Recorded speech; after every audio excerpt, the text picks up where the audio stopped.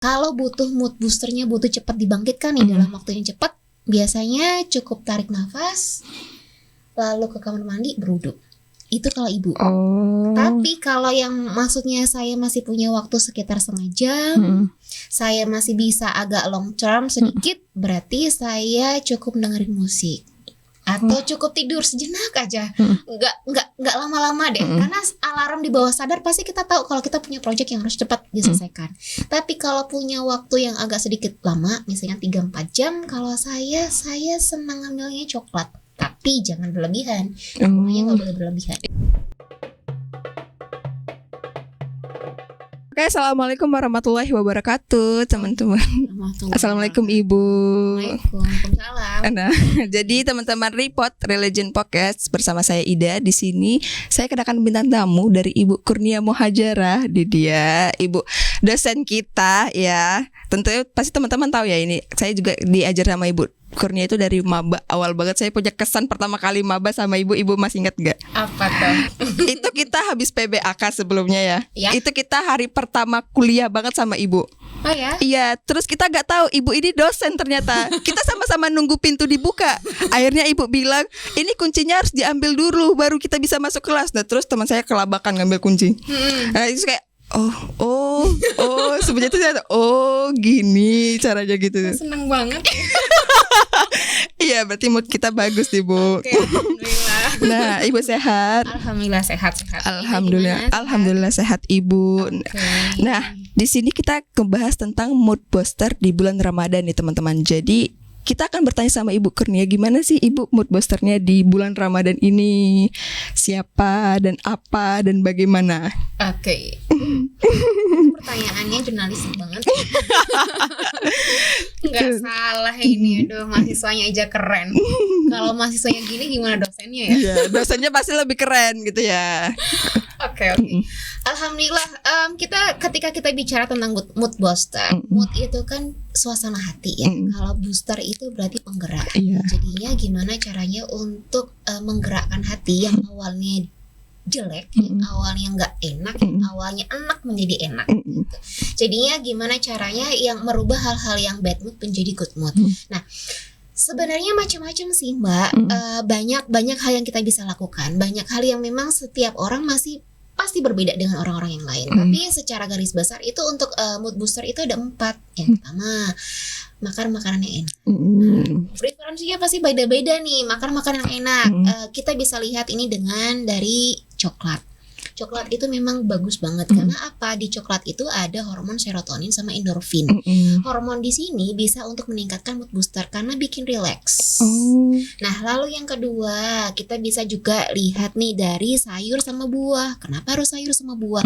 Orang-orang yang sering makan sayur sama buah jauh sering sering untuk tidak gampang depresi dibanding orang-orang yang suka makan gorengan dan manis-manisan.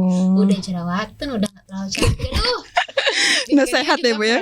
Iya, benar kurang sehat. Lalu yang kedua, mood booster yang kedua, kita bisa dengan cara mendengarkan musik.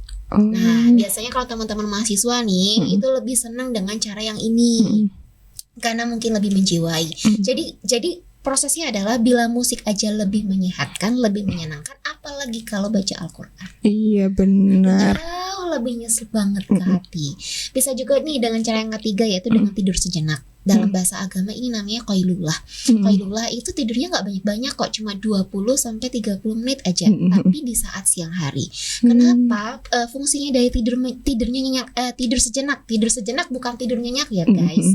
Jadi kalau tidur sejenak itu cukup 20-30 menit, tapi kalau tidur nyenyak berarti out of 30 menit. Jadi sudah sampai 90 menit itu nanti sudah masuk fase tidur nyenyak, itu pasti bisa masuk ke deep sleep. Jadi udah sampai 90 menit itu tidak di fase yang tidur nyenyak, tapi tidur sejenak. Lalu yang selanjutnya adalah ketemu sama orang yang kita sayangi. Iya benar. Dia ajak dia ngobrol. Aduh, gue sedang bad mood nih. Tadi habis dimarahin Bu Kurnia. Iya, judes banget. Aku tadi nggak bisa baca kitab. Aduh, ternyata susah banget nih mata kuliahnya. Ekspresikan aja apa yang ada di hati. Insya Allah deh semuanya jadi lega. Jadi masing-masing orang punya preferensi yang berbeda-beda. Nah, kalau caranya ibu nih, tadi pertanyaan yang ketiga nih, last answer is apa, kalau ibu sendiri gimana sih caranya? Tergantung sebenarnya. Kalau butuh mood boosternya butuh cepat dibangkitkan nih dalam waktu yang cepat, biasanya cukup tarik nafas, lalu ke kamar mandi berwudu. Itu kalau ibu. Tapi kalau yang maksudnya saya masih punya waktu sekitar setengah jam, saya masih bisa agak long term sedikit, berarti saya cukup dengerin musik. Atau cukup tidur sejenak aja, nggak lama-lama deh, karena alarm di bawah sadar pasti kita tahu kalau kita punya project yang harus cepat diselesaikan. Tapi kalau punya waktu yang agak sedikit lama, misalnya 3-4 jam, kalau saya senang ngambilnya coklat, tapi jangan berlebihan. Semuanya nggak boleh berlebihan. Iya, sesuatu yang berlebihan itu emang nggak bagus gitu. Betul, ya Bu. betul banget. Nah terus nih Ibu selama bulan Ramadan ini kan tetap ngajar gitu ya. Iya, Nah betul. itu Ibu pernah ngalamin mood swing gak sih waktu bulan Ramadan, kayak udah puasa-puasa anak-anak kayak gini kayak gitu? Ibu pernah nggak kayak aduh astagfirullah sampai ngucap gitu? Kalau mood swing semua orang pasti deh. Makanya kenapa ada doa tuh gini ya, muqallibal qulub tsabbit qalbi ala dinik. Wahai zat yang maha membolak-balikan hati, tetapkanlah aku dalam agamamu. Berarti setiap orang, maupun itu mau orang yang keren, kayak mau itu mahasiswa, kayak mau itu dosen, pasti pernah mengalami yang namanya mood swing. Ini sebenarnya ada kok di kesehatan mental, memang seperti ini, memang ada, benar. Kalau pas sedang mood swing nih, biasanya begini, udah di deadline harus jam 9 nih mahasiswanya, molor jam 10. Iya. Tahan. Nah misalnya begitu. Atau bisa aja mood swingnya karena misalnya nih mamahnya harus berangkat ngajar, sedangkan anak-anak masih pada ngorok. Ini kakak nih harus gimana? Tapi lagi-lagi direm, lagi-lagi karena posisinya kita sedang puasa. Iya benar. Jadi, tarik nafas aja yang panjang. Oke. Gimana pun juga ini mahasiswa aku bekerja juga untuk mereka dan aku bahagia karena mereka. Jadinya ya udah, ini mahasiswaku, ini anak-anakku, ini keluargaku. Besok cerah lagi deh gitu. Benar-benar. Tugas ya teman-teman, jangan molor. Ini curhatan ibu kita sampai tarik napas ibunya. Nah ibu kasih kita tips deh. Ini apalagi buat teman-teman saya yang KKN juga nih. Tips di bulan Ramadan supaya moodnya itu tuh kayak ya gitu, standar, stabil, tetap ceria gitu. Jadi kita juga kerjanya enak gitu. Gimana? Ini pertanyaan keren banget. Saya tuh sering banget baca update status teman-teman mahasiswa. Bagi saya kalian bekerja keren banget. Keren bangetnya begini, di saat yang lainnya rebahan, di saat yang lainnya tiduran, di saat yang lainnya punya waktu banyak untuk baca Al-Quran, tapi teman-teman masih bisa melakukan pekerjaan yang luar biasa. Bagi saya itu sudah nilai yang luar biasa. Kenapa? Karena posisinya di saat kita sedang puasa, mau nggak mau tubuh itu memang dia secara otomatis itu berelaksasi, tapi tidak demikian yang saat ini sedang teman-teman lakukan. Makanya sering kali saya bilang, teman-teman madunya ya, teman-teman vitaminnya ya, karena bagaimanapun itu suplemen nutrisi ketika teman-teman sahur itu penting banget. Itu dari segi makanan. Lalu yang kedua, coba perbanyak deh dari sayur, dari buahnya. Karena apa? Serat dari sayur dan buah itu yang membuat pencernaan lancar dan lebih tahan lama di perut. Jadi memberikan kandungan buat teman-teman itu tidak terlalu banyak cepat lelah. Jangan salah loh. Tapi hindari deh misalnya hal-hal yang berbau-bau diuretik. Jadi diuretik itu minuman yang cepat banget absorpsinya. Jadi misalnya teh atau misalnya kopi, kita mungkin butuh, tapi please kalau bisa nggak usah dikasih gula, karena gimana pun juga memang kita butuh untuk tenaga, tapi kebanyakan gula nanti absorpsinya lebih cepat. Dan teh dan kopi itu termasuk jenis-jenis minuman yang diuretik itu tuh gampang pipis. Habis nanti ini pipis lebih baik, jauh lebih baik teman-teman itu minumnya air hangat, itu jauh lebih baik karena absorpsinya karena tingkat penyerapannya di dalam tubuh itu untuk membuat cadangan buat tubuh teman-teman itu lebih bagus. Dan yang terakhir, Karena ini tidak hanya berkaitan dengan makanan, tidak hanya berkaitan dengan jasmani, tapi juga rohaninya. Coba banyak-banyak baca bismillah, coba banyak-banyak baca sholawat, karena sholawat itu benar-benar membuat tenang. Kalau teman-teman sedang sangat amat panik, kalau teman-teman itu sedang nervous, coba deh baca doanya Nabi Musa alaihissalam. Nabi Musa itu sering kali kok bilang begini, Rabbi shrahli sodri wa yassir li amri wahlul 'uqdatam min lisani yafqahu qawli. Ya Allah ya Tuhanku, Rabbi shrahli sodri, besarkanlah lapangkanlah dadaku, wa yassir li amri, mudahkanlah urusanku, wahlul 'uqdatam min lisani yafqahu qawli. Ya Allah, semoga bila ada keluh dalam lidahku, ya Allah semoga lancarkanlah. Jadi nanti teman-teman ending-endingnya tuh nikmat. Kerja harus di deadline, harus misalnya 1 hari harus misalnya podcast 2 kali, lalu nanti kejar-kejaran ke cari narasumber yang mana, insya Allah nggak kebebanan, karena ada hal yang memang Allah permudah di dalamnya. Jadi jangan hanya asupan nutrisi, tapi juga doanya dong. Jadinya kalau misalnya merasa teman-teman tuh capek, yang sangat amat capek, dan benar-benar moodnya nih, ya Allah aku udah capek banget, harus podcast. Kalau podcast, kalau kejar-kejaran, aku harus tetap harus ceria. Kalau memang itu mutlak banget diperlukan, coba deh teman-teman belajar untuk sholat hajat 2 rakaat. Minta sama Allah, ya Allah besok saya podcast, ya Allah, ya Allah kerjaan saya ini sedang kenceng banget Allah, tapi badan saya tidak terlalu cepat untuk bisa diajak kerja banget. Ya Allah beri kekuatan, ya Allah berikan kelancaran, ya Allah semoga seluruh agenda kami sukses. Wes toh, jadinya jangan banyak berharap ke manusia, tapi balik-balik lagi deh, banyak-banyak berharap sama Tuhan. Iya benar sekali. Terus gini Bu, kan masalah makanan tadi Bu ya, yang Ibu bilang ini mendukung buat mood. Kadang-kadang teman-teman ini kan suka meremehkan nih Bu, ya apalagi kita anak-anak kos nih, kayak alah udahlah apa adanya aja lah, yang penting makan kayak gitu. Nah kayak selain dari itu Bu, kayak ini loh masih ada loh dari itu tuh ada ini gitu, kayak ada solusi keduanya gitu, apa Bu kalau menurut Ibu? Kalau kita bicara anak kos, makanan yang paling disukain anak kos itu gorengan. Makanan yang paling disukain anak kos saat sahur adalah mie instan. Kepepet Bu? Boleh. Mie instan boleh, mie instan itu boleh. Tapi mie instan jangan sebagai mie instan itu sebagai lauk, tapi mie instan itu coba diposisikan sebagai karbo. Mie instan itu boleh kok dimakan 1 minggu 1 kali lah, jangan kebanyakan. Kalau misalnya memang harus, ya sudah 1 minggunya maksimal 2 kali.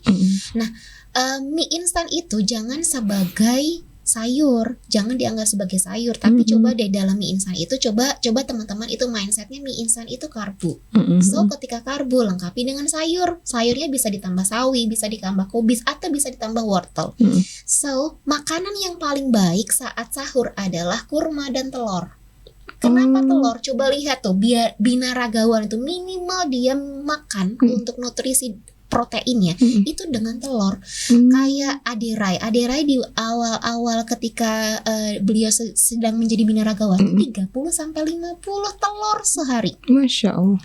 Jadi sebenarnya kebutuhan nutrisi nih teman-teman yang remaja nih, kebutuhan nutrisi teman-teman yang sedang bekerja keras nih, sama seperti saya ketika menyiapkan sahur untuk keluarga, itu wajib harus ada telur. Karena apa? Nutrisinya, proteinnya sangat amat bisa mencukupin. Jadinya 1 telur per hari atau maksimal 2 telur per hari itu mencukupin nutrisi untuk protein. Jadi nih kesimpulannya, bila teman-teman di kos pengen semua serba praktis, oke lah serba praktis, tapi jangan pakainya pop mie kan gampang banget tuh diseduh. Kalau misalnya ya Allah sedang pengen banget nih mie, aduh udah nggak bisa nahan lapar, pengen mie. Oke, coba disiapin ada mie-nya, ada sawinya, sama dikasih telur, dikasih cabai juga enak loh, tapi jangan banyak. Iya. Kayaknya salah kita ngomong masalah makanan di jam segini ya teman-teman, karena ini masih awal banget, zuhur juga belum, ini kayak aduh mie instan sama telur udah terbayang-bayang di pikiran saya Ibu. Nanti dikasih es teh. Masya Allah. Dan itu udah surga dunianya anak kos itu Bu. Benar banget. Nah lanjut Ibu, di pertanyaan ini penting gak sih Bu menurut Ibu mood booster itu? Terus kalau Ibu kan mood boosternya apa nih? Bulan Ramadan gitu. Penting banget. Kenapa penting banget? Karena kita dosen nih. Dosen itu yang first looking itu at the first sight. Jadinya orang-orang itu jatuh cinta biasanya tuh pada pandangan pertama. Kalau dosennya udah nggak cerah, udah nggak enak dipandang mata. Itu udah, ya ampun, udah mahasiswanya tuh udah kayaknya udah lebih banyak yang ngorok, apalagi yang kamera off semuanya deh. Itu ketika Google Meet, ketika Zoom lebih banyak yang offin, bukan apa-apa sebenarnya. Jadi ketika seperti itu ya sudah, mood boosternya ya penting harus dijaga. Tidurnya jangan terlalu malam, maksimal jam 11 itu sudah paling maksimal, karena di jam 11 sampai di jam 1 pagi itu waktunya liver untuk bekerja. Ingat loh ya, liver itu dia bekerja untuk 500 pekerjaan. Kalau jantung dia bekerja untuk 1 karena dia memompa darah. Kalau ginjal dia bekerja untuk 2, absorpsi dan dia juga mengeluarkan, memfilter ya. Tapi untuk liver dia itu bekerja untuk 500 jenis pekerjaan. Jadi kalau ada orang diabetes itu sebenarnya bukan hanya pankreasnya yang rusak loh. Pankreasnya rusak, livernya juga rusak. Jadinya liver itu bekerja luar biasa. Nah, jadi maksimal kalau mau teman-teman itu bergadang jam 10, jam setengah 11 coba udah deh selesaikan bergadangnya maksimal jam setengah 11, karena jam 11 sampai jam 1 pagi teman-teman itu sudah harus pulas tidur. Gitu. Jadinya nanti kalau misalnya teman-teman mau bangun jam setengah 2 itu kan sudah termasuk jam separuh di akhir tuh, sepertiga malam terakhir, teman-teman bisa bangun lagi, bisa lanjutkan lagi, tapi jangan lupa deh tahajudnya. Iya. Ya. Iya benar-benar. Duniawinya oke, ukhrawinya juga oke. Benar sekali. Nah, itu dia teman-teman masalah mood booster kita di bulan Ramadan sama Ibu Kurnia. Yes, insya Allah semoga ini tuh kayak sebenarnya siraman rohani buat kita juga sih Bu, kayak kita tuh harus ada sesuatu yang oh iya benar gitu loh. Karena terkadang kita suka, ya namanya manusia gitu ya, kayak terkadang aduh kayak gitu malas lah. Tapi kalau misalnya ada yang gitu langsung oh iya ya oke kayak gitu. Jadi kita kayak kembali lagi bangkit gitu. Nah, terus Ibu nih kayak pesan atau semangat untuk kita teman-teman KKN gitu apa? Ingat ya, hidup itu tidak hanya masalah dunia, tapi hidup itu juga masalah akhirat. Hidup itu tidak hanya masalah pekerjaan, tapi hidup itu juga masalah untuk juga tetap berbuat baik di saat bulan Ramadan. Lakukan pekerjaan teman-teman itu tidak hanya sekadar untuk KKN harus selesai ini, no, tapi bekerjalah sesuai dengan hati. Sebagaimana kita ketahuin kalau perempuan itu cantik tidak hanya karena cantik luarnya, tapi juga cantik hati. Iya benar. Sama seperti cowok-cowok yang ganteng itu tidak hanya karena dia ganteng parasnya, tapi karena dia juga baik hatinya. Jadi teman-teman yang tetap KKN, tetap semangat. Kita melakukan semuanya pada porsinya masing-masing. Kalau ibu harus dengan ber-AC dan teman-teman harus berpanas-panasan, ingatlah sesungguhnya Allah itu maha adil. Sesungguhnya Allah itu menilai sesuai dengan kadar masyaqqahnya. Masyaqqah itu berarti kadar kepayahannya. Kalau ibu harus ngajar dalam posisi Zoom dan Google Meet di ruang ber-AC, tapi teman-teman harus harus bekerja-kerjaan dengan narasumber dan lain-lain di ruang terbuka, it's okay. Insya Allah kok pahalanya teman-teman jauh lebih tinggi daripada ibu yang hanya mengajar di dalam ruang AC. Sama seperti kuli-kuli panggul yang ada di pasar.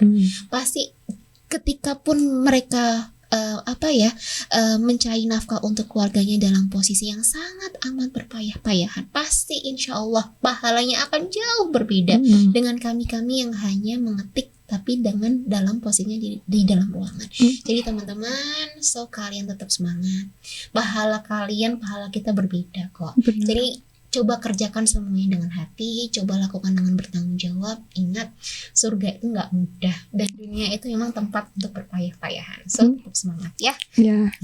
Nah, itu dia teman-teman dari narasumber kita hari ini. Nah, teman-teman yang nonton ini semoga tercerahkan hati dan pikirannya. Nah, soalnya saya juga di sini kayak tadinya panas Ibu karena nggak ada AC. Mungkin udah nggak ngefek AC-nya, Ibu ngomong aduh adem dah wes, yo adem gitu. Nah, itu dia teman-teman, terima kasih buat yang sudah nonton. Terima kasih banyak Ibu sudah mampir di ruangan kita. Jangan lupa nonton Report Religion Podcast minggu depan. Assalamualaikum. Waalaikumsalam warahmatullahi wabarakatuh.